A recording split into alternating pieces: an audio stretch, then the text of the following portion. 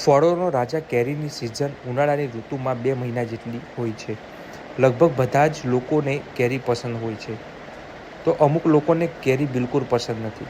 કેરી સ્વાસ્થ્ય માટે ફાયદાકારક છે. કેરીની ખાસિયત એ છે કે બજારમાં તોતાપુરી, લંગડો, કેસર, હાફૂસ, લાલબાગ આવા અલગ અલગ પ્રકારની કેરીની જે બજારમાં ખૂબ માંગ હોય છે. કેરીમાં ભરપૂર માત્રામાં વિટામિન્સ અને મિનરલ્સ અને આયર્ન જેવા તત્વો હોય છે, જે ઇમ્યુનિટી વધારે છે. પરંતુ કેરીનું વધુ પડતું સેવન કરવામાં આવે તો કોલેસ્ટ્રોલ, ડાયાબિટીસ જેવી બીમારીઓનો સામનો કરવો પડી શકે છે.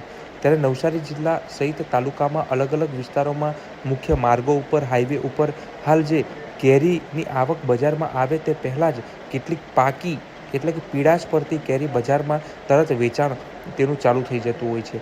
પરંતુ આ ખરેખર કુદરતી રીતે પાકેલી કેરી છે કે કૃત્રિમ રીતે પકાવવામાં આવેલી કેરી છે તે જાણવું એક ખૂબ મુશ્કેલ હોય છે.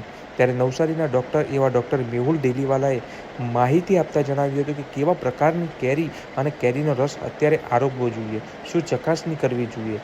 ત્યારે ડૉક્ટર મેહુલ ડેલીવાલાએ વધુમાં જણાવ્યું હતું કે હાલ જે કેરી તમે કોઈ પણ ખાવો, પરંતુ જેમ બને તેમ ખેડૂત પાસેથી વેચાણ લીધેલી કેરી જે ડાયરેક્ટ જે ઝાડ પરથી તોડીને આપવામાં આવતી જે કેરી તમારી સામે જ જો તમે લઈ જાઓ તો તે સ્વાસ્થ્ય માટે ખૂબ ફાયદાકારક છે.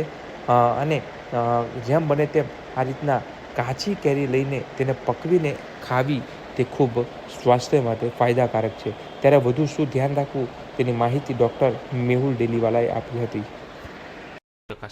હાલમાં કેરીની સિઝન પણ ચાલુ થઈ ગઈ છે. આપણને જોવા મળે છે કે હાઈવે પર અને શહેરની અંદર પણ ઘણા બધા એકદમ પીળી કેરીઓ લઈને બેઠા હોય છે. એ સાથે સાથે કેરીના રસ પણ, તૈયાર કેરીના રસ પણ મળતા હોય છે. પણ એની અંદર આપણને પૂરી ખાતરી નથી કે આ કેરી જે છે એ કુદરતી રીતે પકવેલી છે કે કૃત્રિમ રીતે પકવેલી છે, એની ખાતરી નથી. એટલા માટે ખરેખર યોગ્ય જો કેરી ખાવી હોય તો ખાતરીની કેરી કોઈ પણ ખેડૂત પાસે એટલે ખેતરમાંથી બેડેલી કેરી લઈને એને કેરીને પકવીને ઘરે પકવીને ખાવી એ વધારે હિતાવહ છે.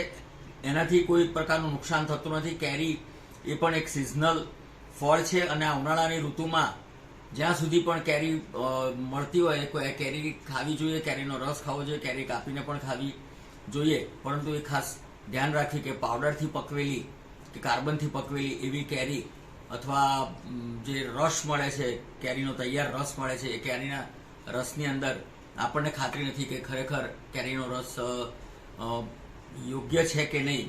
તો એ પ્રમાણે કાળજી રાખવી અને બને ત્યાં સુધી કાચી કેરીને પકવીને એ જ કેરી ખાવા માટે ઉપયોગ કરવો.